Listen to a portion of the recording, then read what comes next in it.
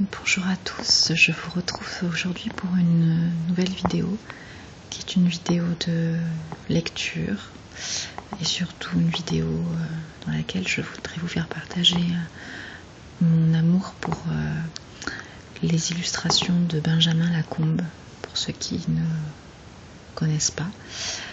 Donc voilà, Blanche-Neige est une histoire que l'on connaît tous et qui est très bien racontée par Elodie, Sirène Bio ASMR.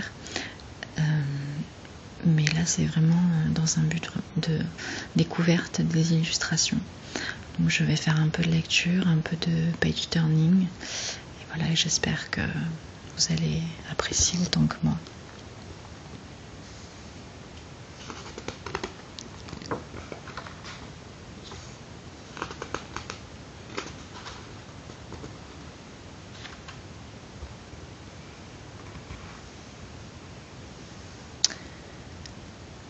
Il était une fois, au cœur de l'hiver, une reine cousant à sa fenêtre. Par le cadre d'ébène, elle contemplait les flocons de neige qui voletaient dans le ciel, tels des plumes. Soudain, elle se piqua le doigt, et 3 gouttes de sang tombèrent sur la neige. Le rouge était si beau sur la blancheur éclatante qu'elle songea. Si seulement j'avais un enfant à la peau blanche comme neige, aux lèvres aussi rouges que le sang, et aux cheveux noirs d'ébène. Peu de temps après, elle mit au monde une petite fille qui avait la peau blanche, comme neige, les lèvres aussi rouges que le sang, et aux cheveux noirs d'ébène. Aussi fut-elle nommée Blanche-Neige. Hélas, à peine l'enfant vit-elle le jour que sa mère mourut.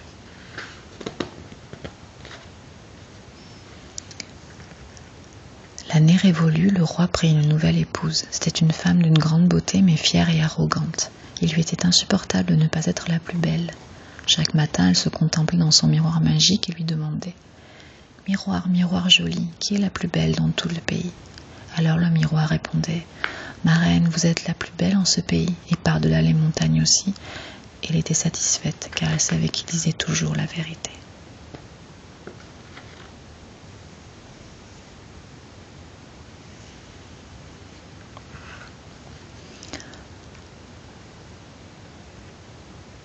Pendant ce temps, Blanche-Neige grandissait et devenait chaque jour un peu plus belle.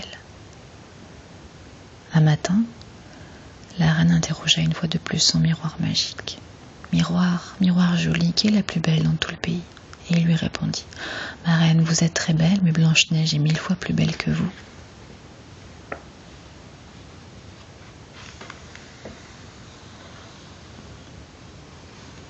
À ces mots, la reine devint verte de jalousie.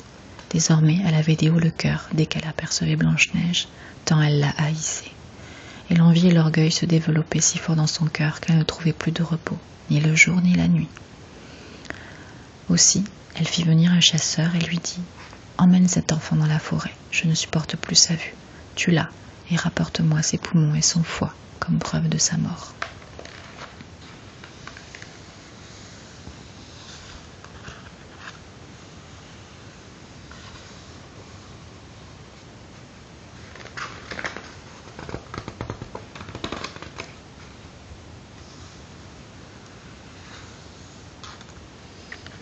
Le chasseur obéit et entraîna la malheureuse dans la forêt.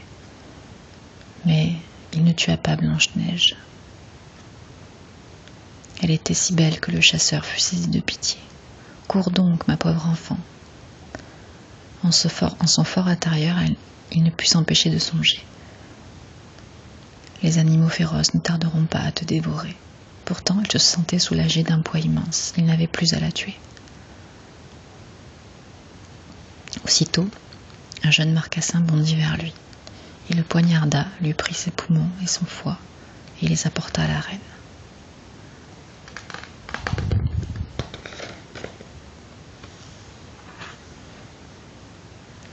La fillette errait comme une âme en peine dans l'immense forêt. Le moindre bruissement de feuilles attisait sa peur.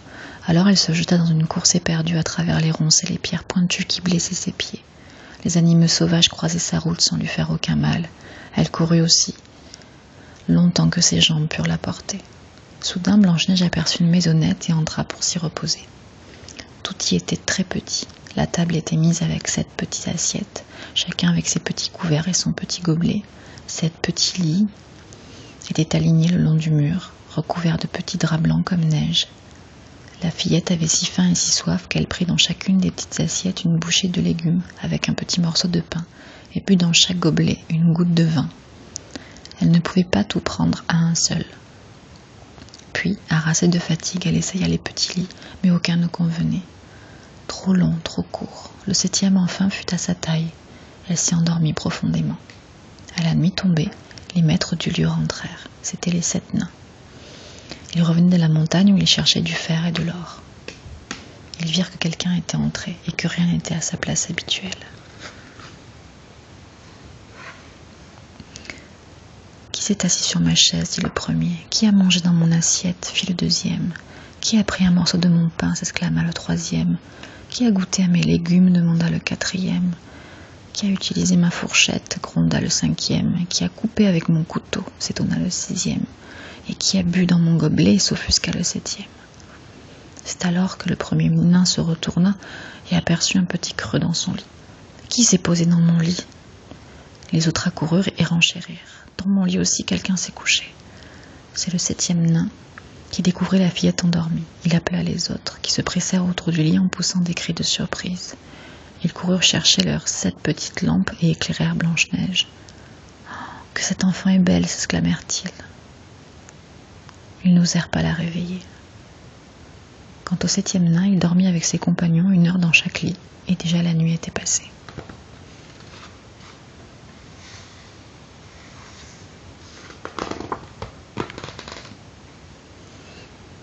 En se réveillant au petit matin, Blanche-Neige s'effaroucha à la vue des nains. « Qui es-tu ?» lui demandèrent-ils gentiment pour la rassurer. « Et d'où viens-tu » Elle leur raconta alors qui elle était et comment sa belle-mère avait voulu la faire assassiner. Elle leur parla du chasseur, puis de sa longue course jusqu'à leur maisonnette. Les nains furent tout émus. « Si tu veux tenir notre maison, faire la cuisine et les lits, laver, coudre et tricoter, veiller à l'ordre et à la propreté, tu peux rester chez nous et tu ne manqueras de rien. J'accepte de tout cœur, répondit Blanche-Neige. Et elle resta chez eux. Méfie-toi de la belle-mère. Elle va bientôt savoir que tu es chez nous et ne manquera pas de se venger. Surtout, ne laisse personne entrer. » Dans son palais, la reine pensait être redevenue la plus belle de tout le royaume. Longtemps, elle vécut le cœur léger, jusqu'au jour où elle interrogea de nouveau le miroir. « Miroir, miroir joli, qui est la plus belle dans tout le pays ?» Le miroir répondit « Oh ma reine, vous êtes la plus belle en ce pays. Mais là-bas, au-delà des 7 montagnes, chez les 7 nains, Blanche-Neige est 1000 fois plus belle que vous. » La reine s'affola car elle savait que le miroir disait toujours la vérité. Elle comprit que le chasseur l'avait trompée et que Blanche-Neige était en vie.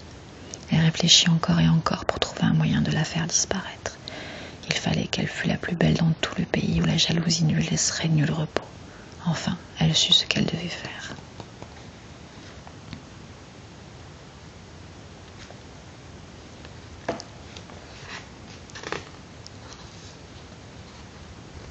Je ne lis pas tous les passages. Donc elle va frapper la belle-mère. La belle-mère transformée en sorcière va frapper chez Blanche-Neige, chez les 7 nains. Et elle croque la pomme empoisonnée.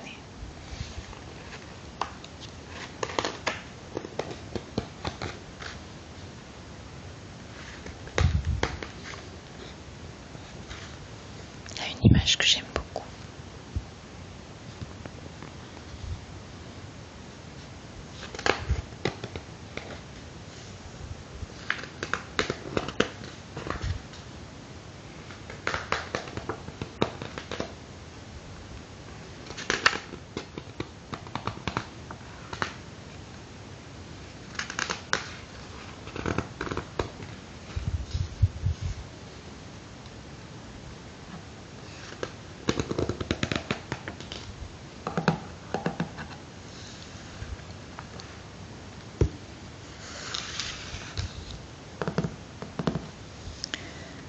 J'espère que ce petit moment de lecture et de découverte d'illustration vous a fait plaisir et vous aura un petit peu détendu.